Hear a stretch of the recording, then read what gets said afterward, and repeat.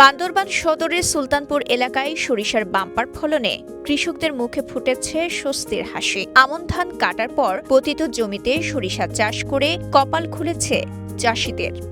4-5 acre জায়গার মধ্যে ভালো সরিষা হয়েছে। সরিষার ফলন ভালোই দেয় আর খুশি আর খুব আনন্দিত। জানা যায় 2024-25 অর্থ বছরে কৃষি সম্প্রসারণ প্রকল্পের আওতায় প্রথম ধাপে 150 বিঘা জমিতে বাড়ি 14 ও বাড়ি 20 সরিষা চাষ করা হয়েছিল। প্রথমবার সফলতা পেয়ে এবার প্রায় 4.5 গুণ বেশি জমিতে এসব সরিষার চাষ করেছেন তারা। হয় বোরো ধানকে আমাদের রিপ্লেস করতে হবে, না হয় মৌসুমী পতিত জমির সর্বোত্তম ব্যবহার করে কৃষকের ইনকাম বাড়াইতে হবে। বান্দরবান কৃষি গবেষণা ইনস্টিটিউটের সহায়তায় একই জমিতে ভিন্ন ভিন্ন মৌসুমে ভিন্ন ফসল চাষ করে আয় বাড়ছে কৃষকের, ফিরছে সচ্ছলতাও।